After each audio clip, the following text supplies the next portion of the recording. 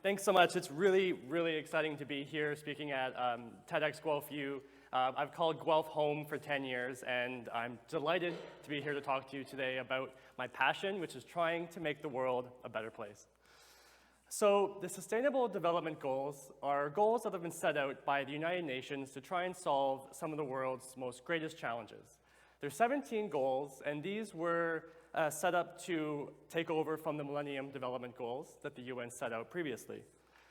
Now, there are 17 incredibly daunting goals, but some of the most important and major ones are to eliminate world poverty, to eliminate and eradicate hunger, so no one will ever wake up and wonder if they have a meal coming for them, to have good health and well-being for every citizen on the planet, to have access to quality education for everyone, and to promote gender equality.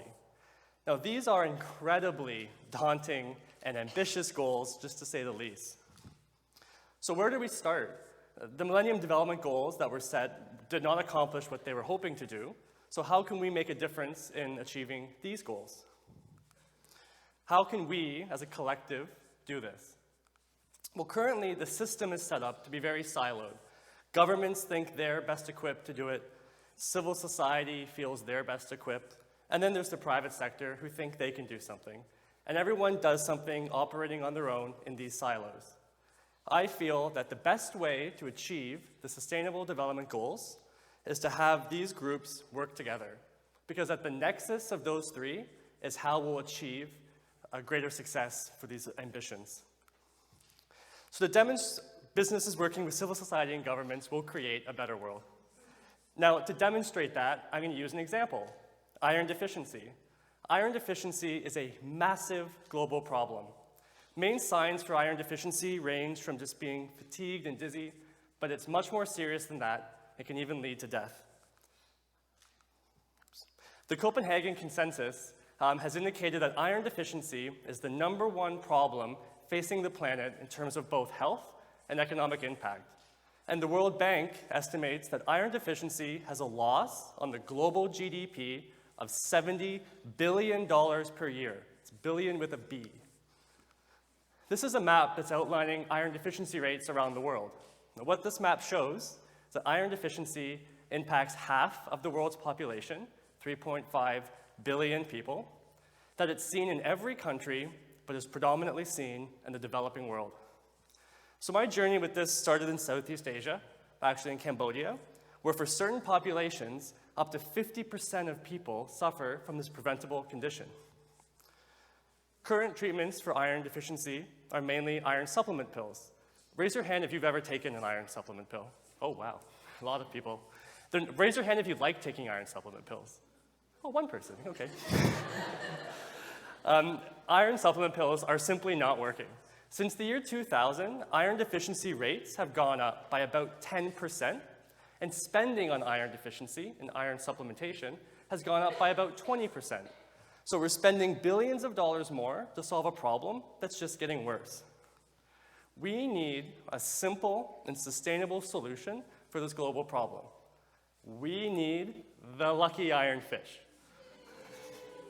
So the lucky iron fish is small, it fits in the palm of my hand, but it is having an absolute massive impact. So how does the iron fish work?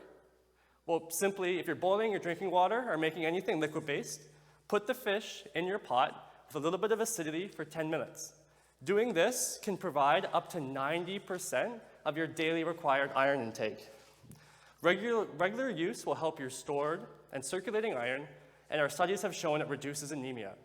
One iron fish can benefit the entire family and is reusable for up to 5 years. So how did this project start, and why is it a fish? Well, when our researcher Chris Charles was in Cambodia, he discovered that cooking with iron would put the iron into the food or water. So he designed an iron block that would leach into the pot. However, would you put an ugly block of metal into your pot that looks like garbage? No. So nobody wanted to use it. So after some research, it was discovered that in Cambodia, the symbol of a fish is a symbol of luck and prosperity. So he shaped the iron block like a fish, called it the happy fish, and then suddenly everybody wanted to use it because they thought it would make them healthier. And then after some innovation, we've come up with the Lucky Ironfish that we use today. The Lucky Ironfish has 4 really important design features. First is it's made from recycled iron that's specially selected and tested. This helps us with our environmental footprint, but also make sure that's iron that the body can use. Second, it's very important to have a proper cultural understanding. So the fish itself is a symbol that we'll use globally, but the surface area on the fish can be changed. This one up here has a symbol for good in Khmer, so people call it the good fish, but we can change that. It has a special convex shape so that when it's boiled, iron comes off both sides. So this helps maximize the amount of iron that's used per use. And last but not least, it has a very special smile. So as I said, the fish can be reused for up to 5 years.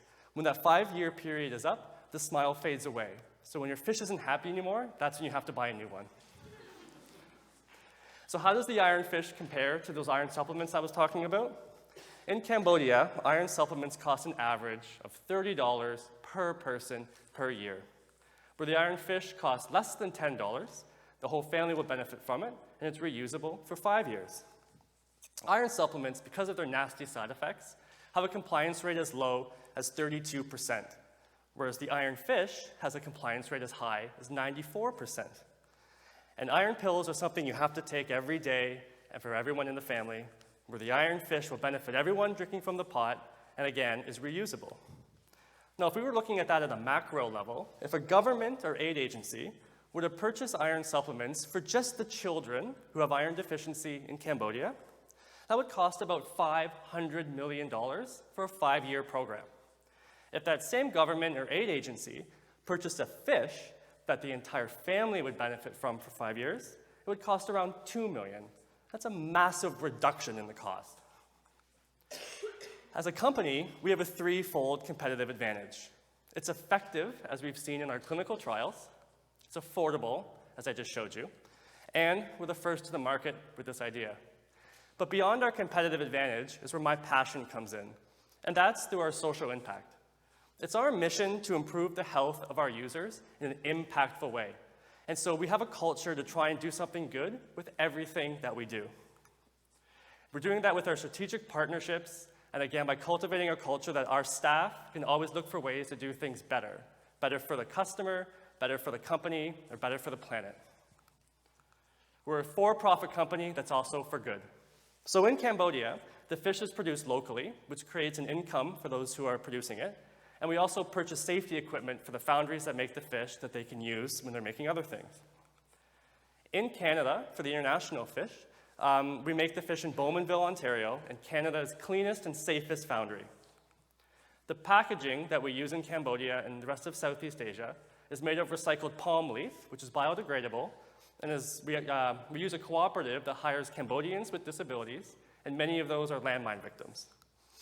The international package that we use is made from recycled cardboard and uses vegetable ink. And we operate with a buy one, give one model.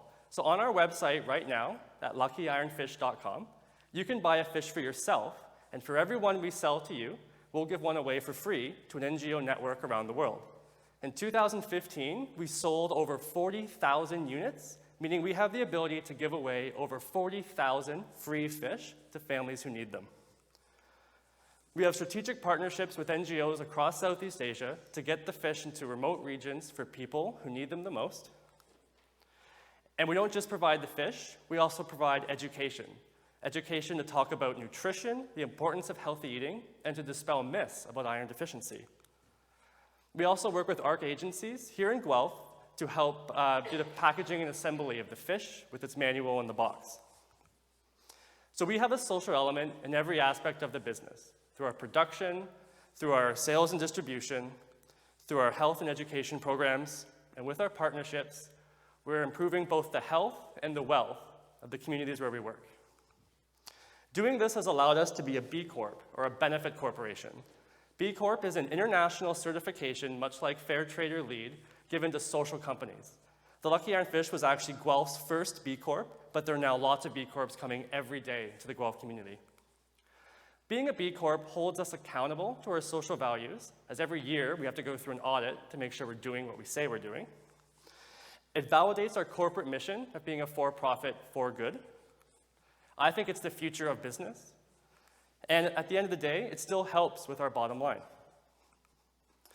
Now, if you've heard about the Lucky Iron Fish before, it's because we've had an incredible amount of recognition around the world, including Maclean's magazine, which said we were one of 5 innovations that was going to make a better planet. We've been recognized multiple times by the Clinton Global Initiative, the Edison Award, and other awards, and Forbes magazine with the top 30 under 30, which I'm still speechless about. We've also broken some records with awards, including the Clio Awards in New York, the Lion Awards in Cannes, and I'm not sure if you've ever heard of Oprah, but she said we were off the hook. Now, these awards aren't just for our ego. They're to help us spread the message that we're a company trying to demonstrate that a simple idea can have a massive global impact. So it's a great story, and it's really cool, but does it make business sense? Well, as a company, we're actually operating debt-free. Our first round valuation for business people was $2.3 million, but that's going to be greatly exceeded in our next round of funding. In 2015, we exceeded $1 million in sales revenue, which we're using to reinvest into the company to support our own growth, to get the fish worldwide. And right now, we're negotiating with several large contracts for NGOs and governments across the planet. So this all sounds really impressive and really great, but it wasn't always that wonderful. My motivation for being a social entrepreneur actually comes from a bit of a dark place, a place of being bullied throughout high school and elementary school, and this pushed me into a very negative space. But I've now used that, turned it around to try and motivate me to demonstrate that I can prove those silly bullies wrong. The bullies don't just exist in high school. I've had a teacher tell me I would never get into university. I'm now doing my PhD at the University of Guelph. I had a faculty member, thank you. I had a faculty member who said that I should drop out of school because the business was never going to go anywhere and I should just focus on something else. And then just last week, I had someone who was in there trying to do well, and they said, Gavin, you're a gay entrepreneur, you can never be successful. That's always going to be a barrier for you. And now we've had a pretty good year, and I think that they've learned their lesson. So